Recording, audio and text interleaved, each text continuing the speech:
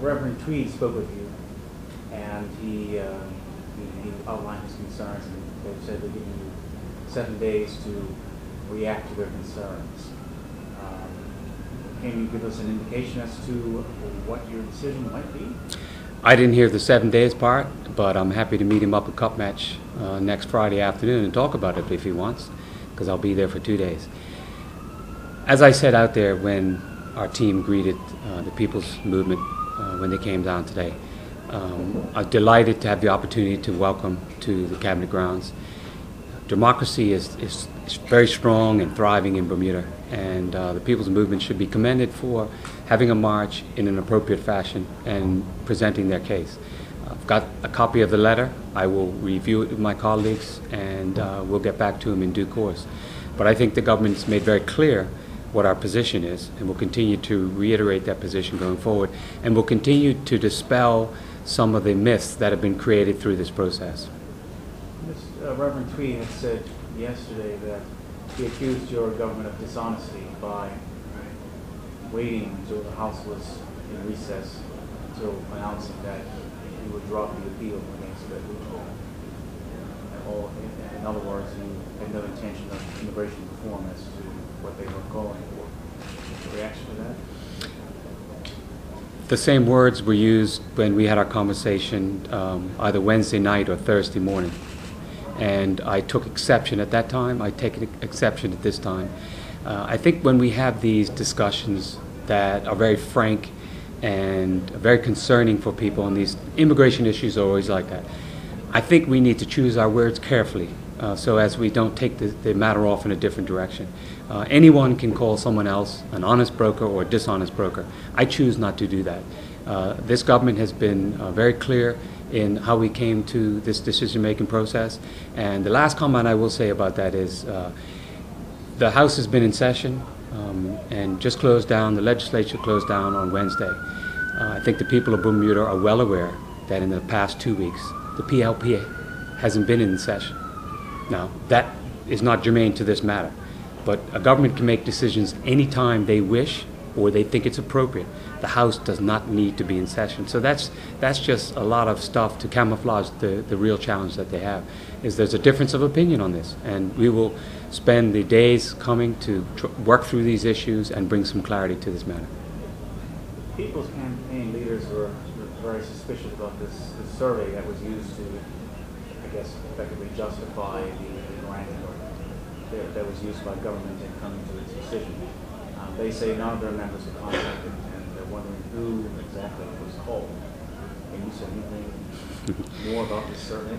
Well, I smile a bit because with polling, one side or the other always wants to take a difference to the results. The firm that did it is a well-respected firm.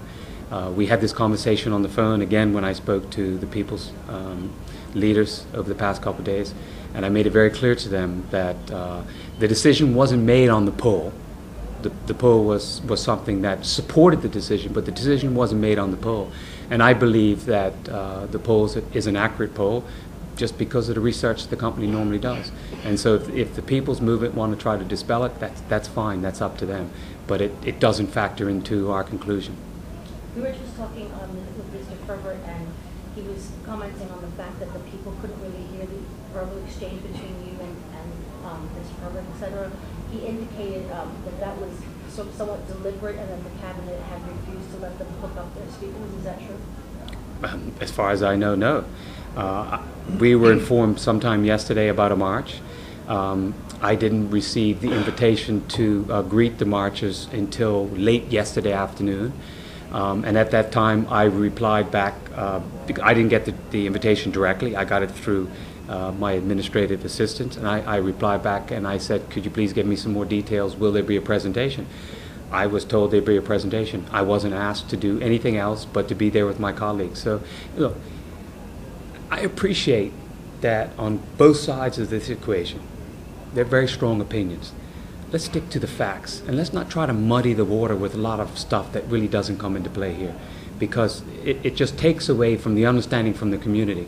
And as I said over the past couple of days, Bermuda is at a crossroads. And I'll let the finance minister speak to that a bit. We've started to bounce off the bottom of this recession we have. We have a lot of potential here. We started to build confidence back into our economy again. We understand that there are a large number of Bermudians that are still struggling and can't get to jobs. We're working on that, and we have plans, we have programs in place, and we have projects coming here to do that. So let's do things in an appropriate way. Let's disagree when we have to. Let's try to find consensus when we move forward. But as I told Reverend Tweed and President Furbert, this government was elected in a fair and democratic election in December 2012. When you're elected, you're responsible for listening and leading, and we will do that. Deputy? Favoring granting PRC status because there's a perception that if that's done, these PRCs, once they get the status, they're more inclined to vote for the OVA based on historical reasons and based on demographics. Do you accept, does the government accept that there might be some political advantage? No. Nobody knows how people are going to vote. Even when you knock on a door and you look at a voter in their eye and they'll tell you, you know, you got my support, and they'll go to the polls and do something different. Anybody in politics knows that. So you can't anticipate how people will vote. But more importantly, we cannot make a decision like this based on that kind of reason. This decision is made on a reason that has to do with what is the right thing to do. What we've got to stop doing is stop using the abstract of a PRC and talk about the reality of people who've been here for 25 years. People that everybody in this small press conference, everybody out there knows. Everybody knows these people. People, your neighbors, your friends, your children went to school with them, they played with your children. Some of these PRCs, their children are Bermudian, but they aren't. So it's the right and fair thing to do. And that's the reason this decision was made. All these other things are spurious, totally spurious and peripheral, and have no bearing on this at all. Why not just take the advice of the People's Campaign and suspend all status applications and commit to, first of all, as they advise, closing the so-called loophole and then looking at immigration reform? Because they've said, Reverend Tweed has said on their behalf that they're not opposed to a pathway being granted or paid for PRCs, but they feel it shouldn't be done on a loophole. Why not just avoid the marches and announce that? It's not a loophole. It's been the ruling by the Chief Justice of Bermuda. And this is part of immigration reform. But they would argue it's not in the spirit of the act that was set up under the PLP to grant the status. It was never intended. Just let me jump in here for a second.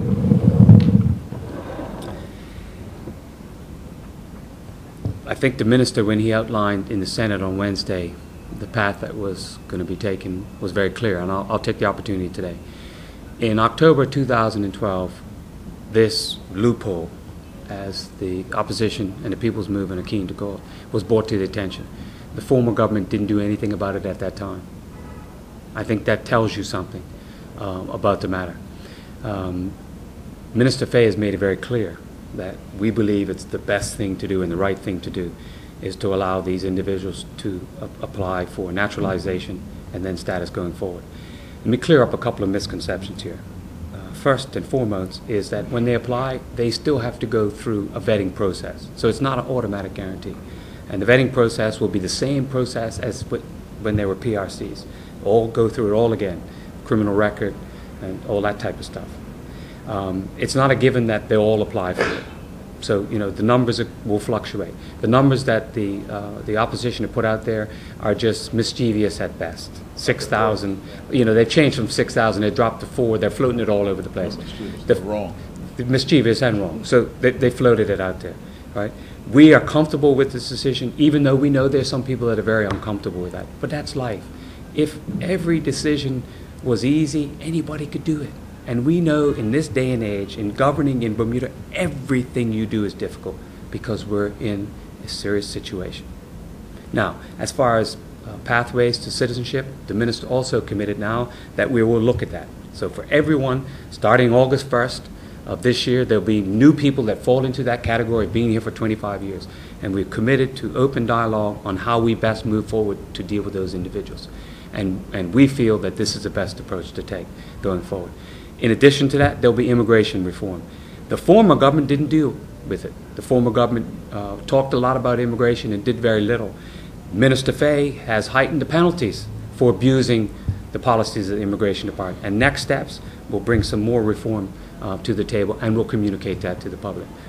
So I guess to wrap up this interview with you here today is that, look, we take very seriously everything that comes to our attention. And so when the People's Movement formed their supporters and some onlookers who wanted to come see the march, we listened to what has to be said.